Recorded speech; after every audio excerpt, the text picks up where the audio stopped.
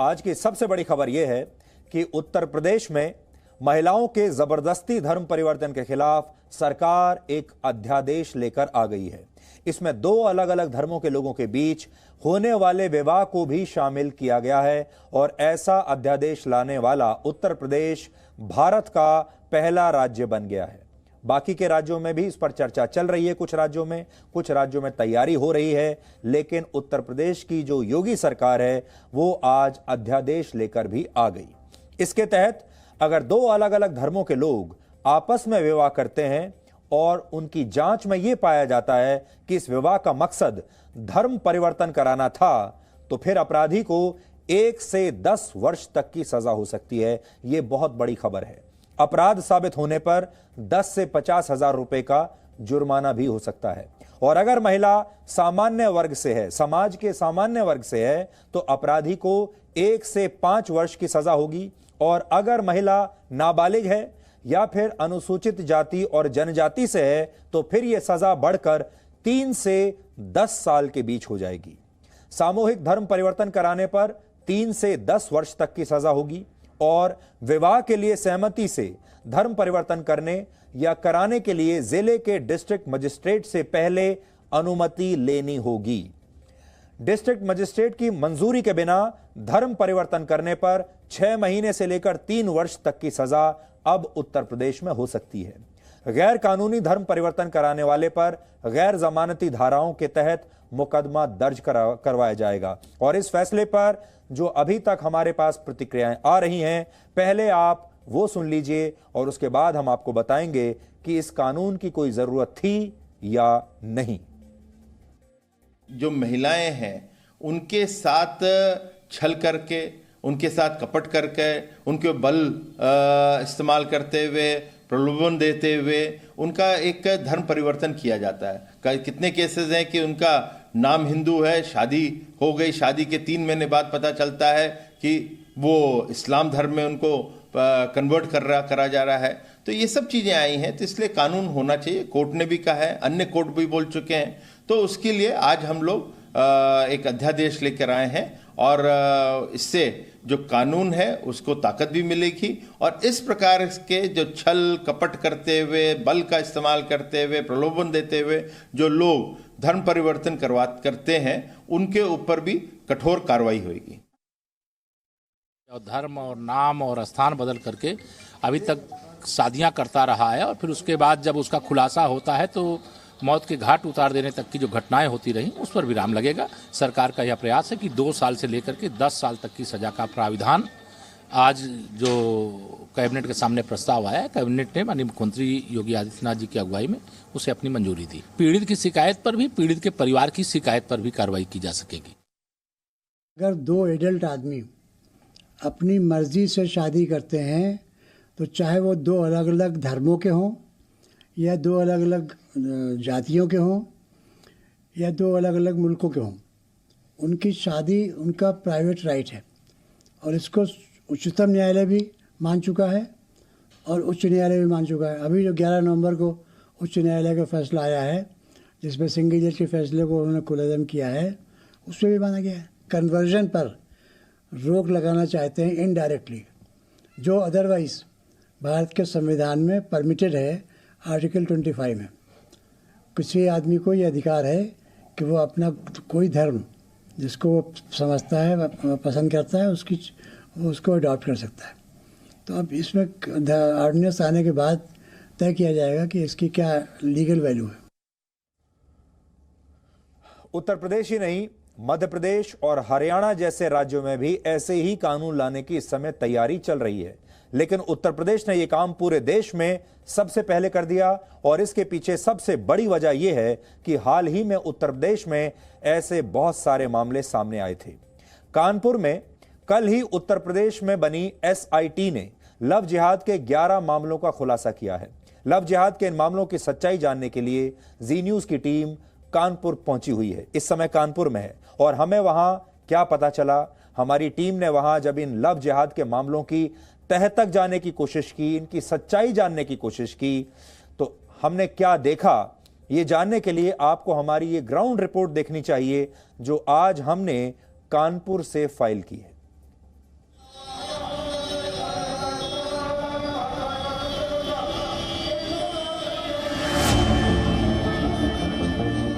बिल्कुल हिंदू तरीके लगता था, बिल्कुल चेहरा बिल्कुल जैसे हिंदू लोग रहते हैं, वो टीका लगाना और कलावा बांधना, मंदिर जाना, सब वैसे ही लगता है, बिल्कुल सेम हिंदू लगता था।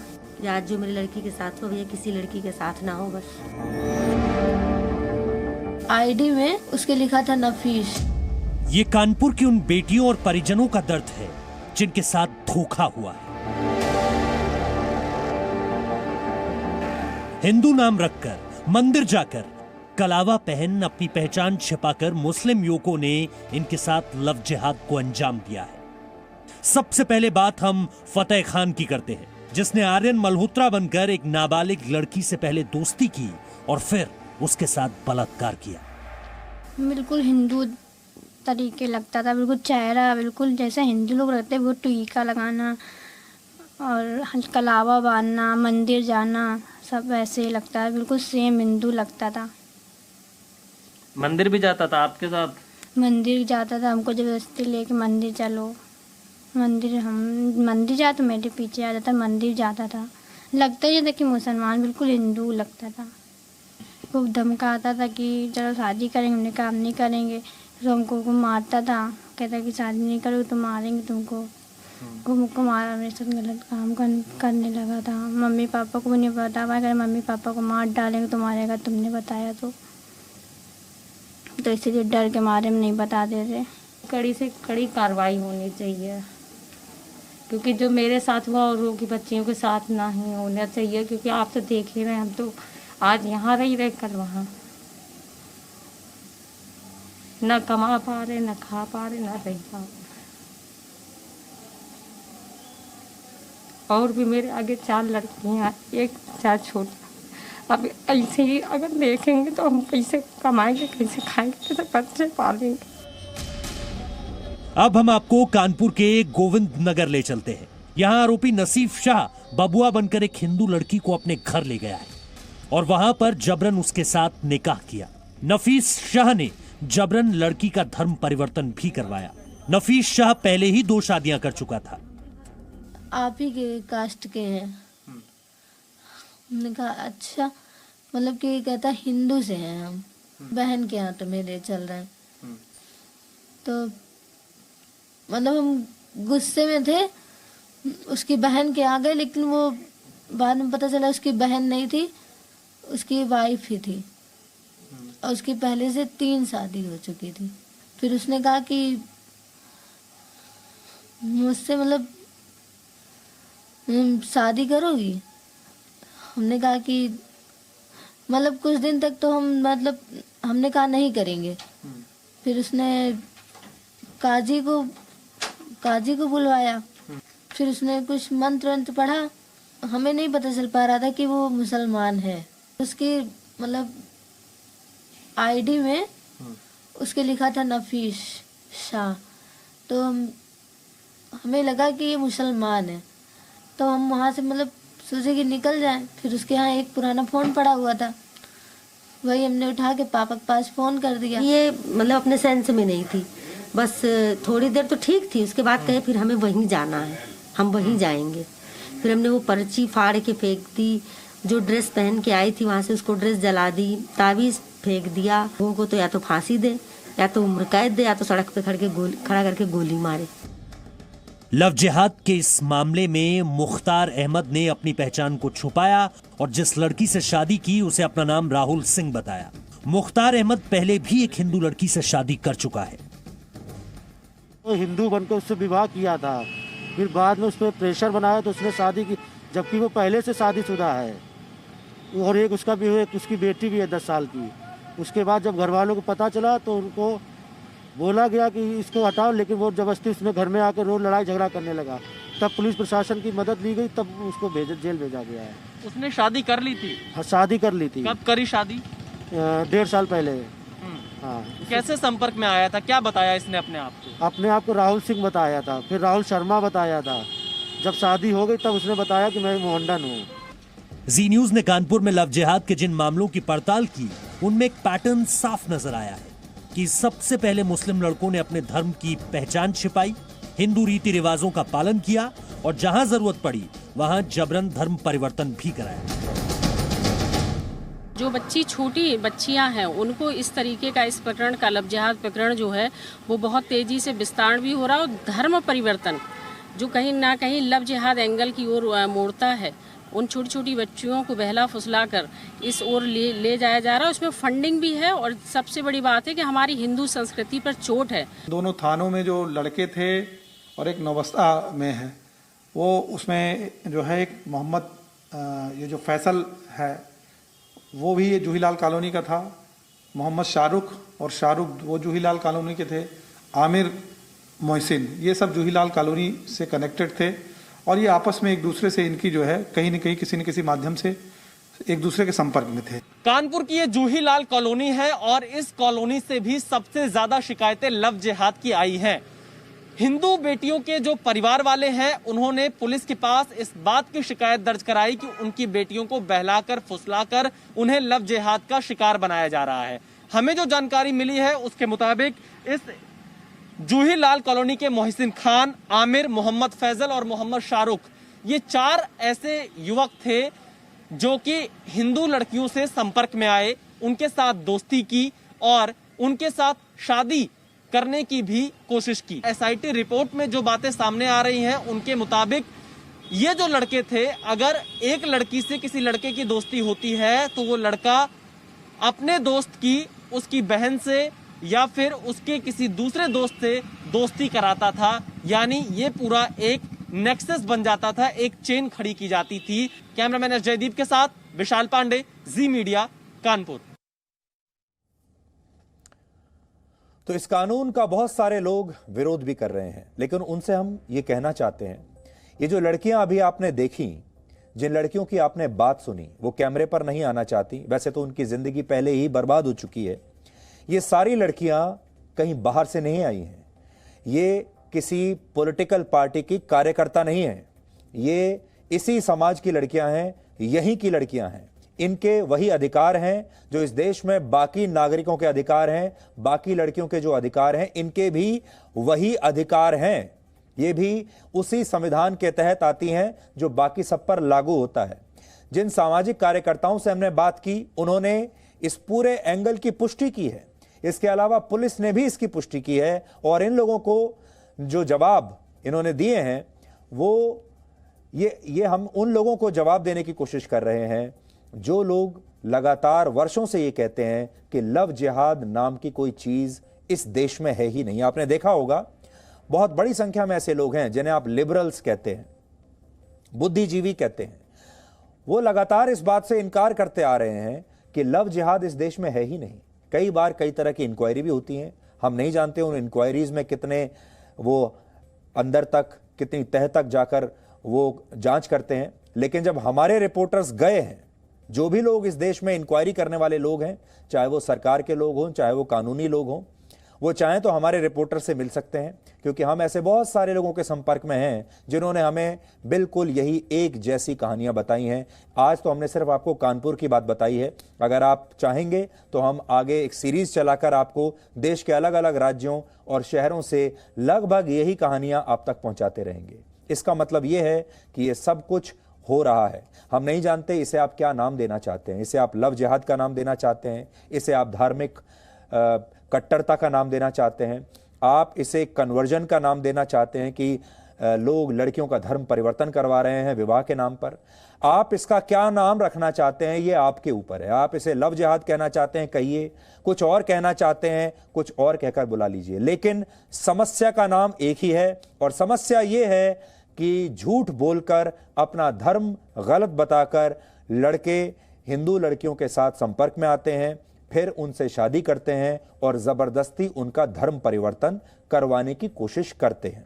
इस कानून का बहुत सारे लोग यही कहकर विरोध कर रहे हैं और इनमें ज्यादातर वो लोग हैं जो खुद को इस्लाम का ठेकेदार समझते हैं, खुद को लिबरल समझते हैं, खुद को धर्मनिरपेक्ष कहते हैं। धर्मनिरपेक्षता के नाम पर इसका विरोध हो रहा है, लेकिन आज देश भर के मुसलमानों और बाकी सभी धर्मों के लोगों को यह समझना चाहिए कि क्या इस्लाम धर्म परिवर्तन की इजाजत देता है। धर्म परिवर्तन हो तो रहा है इस्लाम के नाम पर इस्लाम क्या कहता है? कुरान मुसलमानों का सबसे पवित्र धर्म ग्रंथ है जिसमें धर्म परिवर्तन के विषय पर कई बातें लिखी हैं, लेकिन इसमें से जो सबसे महत्वपूर्ण बात कही गई है वो आज मैं आपको बताना चाहता हूं। कुरान में लिखा है कि धर्म में जबरदस्ती की कोई गुंजाइश नहीं। कुरान में कहा गया है कि किसी के साथ किसी भी प्रकार की जबरदस्ती इस्लाम में पूरी तरह से प्रतिबंधित है, चाहे ये जबरदस्ती शादी के नाम पर की जाए या फिर ये जबरदस्ती प्यार के नाम पर की जाए। जबरदस्ती की कोई जगह इस्लाम में है ही नहीं। तो फिर सोचने वाली बात यह है, तो ये जबरदस्ती हो कैसे रही है? इस फैसले पर राजनीति होना बिल्कुल तय है, लेकिन विवाह के लिए जबरदस्ती धर्म परिवर्तन कराए जाने का मुद्दा नया भी नहीं है और जी न्यूज वर्षों से आपको यह बताता आ रहा है कि इस तरह की चीजें हो रही हैं। लव जिहाद अब एक सच्चाई है। देश के अलग अलग हिस्सों से ऐसी खबरें हमेशा हर महीने हर हफ्ते आती रहती हैं और हम मानते हैं कि दो अलग अलग धर्मों के लोगों का आपस में शादी करना गलत नहीं है। ये बात भी आप हमारी समझ लीजिए। इससे पहले कि आप फिर से हमारे ऊपर कोई एफआईआर दर्ज कराने की कोशिश करें या कोई और हमारे ऊपर केस दर्ज कराने की कोशिश करें, तो हम एक बार फिर से कह देते हैं, गलतफहमी की कोई गुंजाइश नहीं है। आपस में दो लोग चाहे वो किसी भी धर्म के हों, उनका आपस में शादी करना, प्यार करना गलत नहीं है। लेकिन अगर दो लोगों को विवाह करना ही है और ये दो लोग आपस में प्यार करते हैं, सच्चा प्यार करते हैं, तो इसके लिए धर्म परिवर्तन की क्या जरूरत है, ये बात हमें समझ में नहीं आ रही। क्या दो लोग अलग अलग धर्मों के जो हैं अपना अपना धर्म बरकरार रखते हुए शादी नहीं कर सकते, प्यार नहीं कर सकते? ऐसा कैसे होता है कि जब लड़की के ऊपर शादी करते ही यह दबाव बना दिया जाता है कि आपको धर्म परिवर्तन करना पड़ेगा और इस्लाम कबूल करना ही पड़ेगा। 11 नवंबर को इलाहाबाद हाईकोर्ट ने संदर्भ में एक फैसला सुनाया है जिसमें हाईकोर्ट ने कहा था कि दो बालिग लोग अगर आपस में शादी करना चाहते हैं तो इसमें कुछ भी गलत नहीं है। इस मामले में लड़की हिंदू थी और लड़का मुसलमान था। जिस मामले पर सुनवाई चल रही थी ये उसकी बात हम बता रहे हैं। इसमें लड़की हिंदू थी, लड़का मुसलमान था और इस पर हाईकोर्ट ने अपना फैसला सुनाते हुए यह साफ किया कि कोर्ट धर्मांतरण के मामले में कोई टिप्पणी नहीं करेगा। इस फैसले के 13 दिनों के बाद उत्तर प्रदेश की सरकार आज एक नया अध्यादेश लेकर आ गई जिसमें शादी के लिए धर्मांतरण को एक अपराध माना गया है। भारत के संविधान का आर्टिकल 25 सबको धार्मिक स्वतंत्रता देता है। इसमें हर किसी को अपनी धार्मिक गतिविधियां करने की इजाजत है। आप अपने धर्म के हिसाब से जो आपके रीति रिवाज हैं, आपके धर्म के हिसाब से जो आप फॉलो करना चाहते हैं, आपको हर चीज की इजाजत है और ये संविधान में लिखा है, इसे कोई आपसे छीन नहीं सकता। इसके अलावा हमारे ही संविधान में स्पेशल मैरिज एक्ट 1954 दो बालिग लोगों को बिना धर्म बदले शादी करने की पूरी इजाजत देता है और अपने अपने धर्म के साथ शादीशुदा जीवन बिताने की भी पूरी आजादी देता है। यानी इस एक्ट के तहत जो आपकी स्क्रीन पर है, इसे कहते हैं स्पेशल मैरिज एक्ट 1954। ये आपको बिना धर्म परिवर्तन किए विवाह की अनुमति देता है और इसके अनुसार अगर दो लोग आपस में विवाह करना चाहते हैं, वो अलग अलग धर्म के हैं, तो वो बिना धर्म परिवर्तन किए अपने अपने धर्म में रहते हुए विवाह कर सकते हैं और विवाह के उपरांत ऐसे ही अपने अपने धर्म को मानते हुए अपना पूरा जीवन बिता सकते हैं। संविधान इसकी आज़ादी, इसका अधिकार उन्हें देता है। जब हमारे देश में स्पेशल मैरिज एक्ट 1954 है, तो फिर उन लोगों को ये क्या जरूरत पड़ती है जो लड़की पर जबरदस्ती ये दबाव डालते हैं कि आपको धर्म परिवर्तन करना पड़ेगा। अब हम आपको धर्म परिवर्तन करके शादी करने पर इलाहाबाद हाईकोर्ट के दो और महत्वपूर्ण फैसलों के बारे में बताएंगे। इलाहाबाद हाईकोर्ट का पहला फैसला इसी साल सितंबर का है। इस फैसले में हाईकोर्ट ने विवाह के लिए धर्म परिवर्तन करने वाली एक लड़की को पुलिस सुरक्षा देने से इनकार कर दिया था। यह लड़की जन्म से मुस्लिम थी, लेकिन एक हिंदू लड़के से शादी करने से 1 महीना पहले इसने अपना नाम बदल लिया था। इस लड़की का नाम पहले नूर जहां था, लेकिन शादी के लिए इसने अपना नाम बदलकर अंजलि कर लिया। फैसले में हाईकोर्ट के जज महेश चंद्र त्रिपाठी ने कहा कि इससे स्पष्ट होता है कि लड़की द्वारा सिर्फ शादी के लिए धर्म परिवर्तन किया गया था। हाईकोर्ट ने अपने फैसले में वर्ष 2014 के एक मामले का भी जिक्र किया जिसमें अदालत ने यह माना था कि शादी के लिए धर्म परिवर्तन करना स्वीकार नहीं किया जा सकता। दूसरा फैसला पिछले ही महीने 8 अक्टूबर का है। इसमें लड़की हिंदू है और उसने एक मुस्लिम लड़के से विवाह किया। हाईकोर्ट ने अपने फैसले में कहा कि शादी करने के लिए धर्म बदलने की जरूरत नहीं होनी चाहिए। इस फैसले में भी कोर्ट ने यूनिफॉर्म सिविल कोड को लेकर टिप्पणी की है। तो अब आप ये समझ लीजिए कि ये समस्या है। तो अब आप इसका नाम क्या रखना चाहते हैं ये आपके ऊपर है, लेकिन जो इसका चारों तरफ जो नाम चल रहा है, लोग जिस नाम से इसे पुकार रहे हैं, उसे कहते हैं लव जिहाद। बहुत सारे लोग इस नाम को सुनते ही अपनी आंखें बंद कर लेते हैं, दिमाग बंद कर लेते हैं और कहते हैं कि इस तरह की कोई चीज़ भारत में है ही नहीं। लेकिन जब आप एक अच्छे रिपोर्टर की तरह शहरों में, गांवों में, कस्बों में जाएंगे और सड़क पर आम आदमी से मिलेंगे, लोगों से मिलेंगे जो इस पूरे मामले से पीड़ित हैं, उन लोगों से मिलेंगे जो इस सब्जेक्ट को जानते हैं, उनसे मिलेंगे, या जो पीड़ित हैं, तो आपको पता चलेगा कि इस देश में चल क्या रहा है।